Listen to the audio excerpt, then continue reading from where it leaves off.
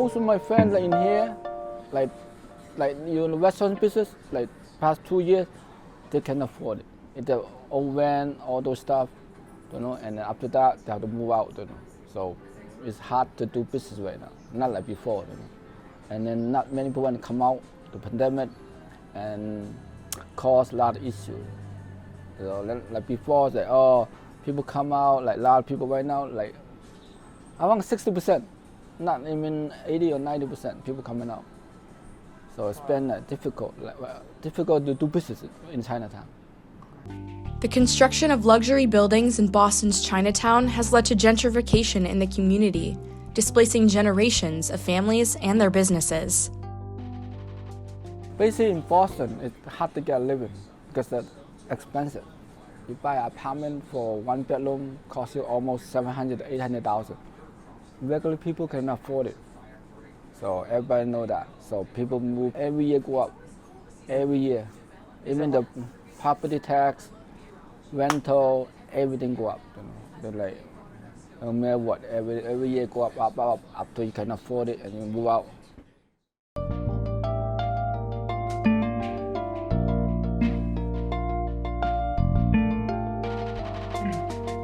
I think hearing about ACDC's mission of developing affordable housing, but also working with youth and families to build community power and equip them with different tools and resources like financial literacy, leadership engagement, civic engagement, all of that really appealed to me.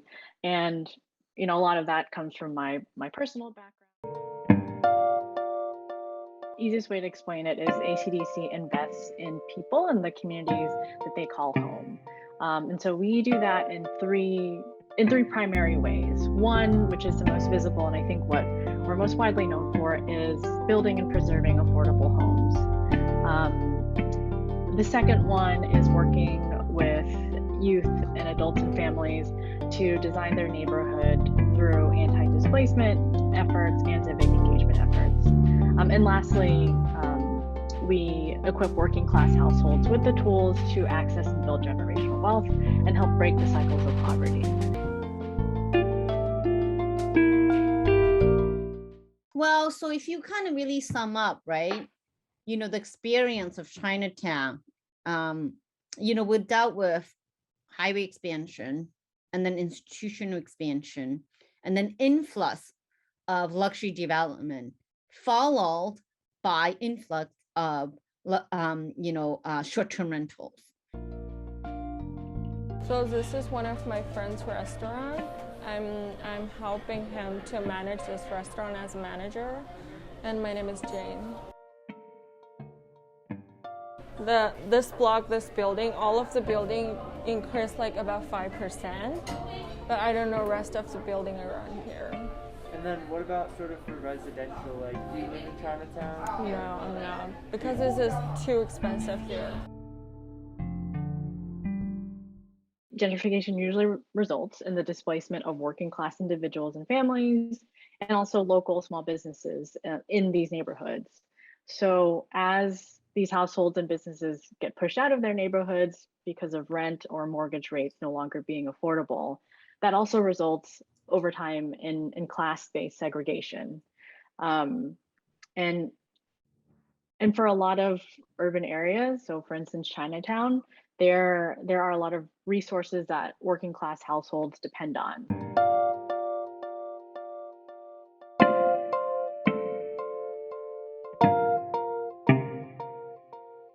There's many efforts, that are that talks about increasing tenant protection, that talks about the need for affordable housing. Meanwhile, we as an individual, or you as an individual, may not need affordable housing, but recognizing that some other people might need it. And I think that when you're thinking about having a vibrancy of a community, if your community is like a monolith, I'm not sure if that's actually will make a good community. So how do you make sure that, right, there's diversity and and vibrancy in the community? And then I think that there's a movement for housing justice all around. If you anywhere you go, anyone you talk to, I think almost like many people, it's like, what's the biggest challenge? Housing is always the top one. I think even some young people actually have a lot of hard time, finding housing as well. And, and I think also too, like, but the challenge is a little different, right? From like, families or, people who are not English speaking, and like, meanwhile, you can probably go anywhere you want, like you can live further away, it'll be cheaper, right? But for an immigrant family, who doesn't speak any English, or an elderly who doesn't speak any English, if you live outside of Chinatown, buying a meal or having something, in,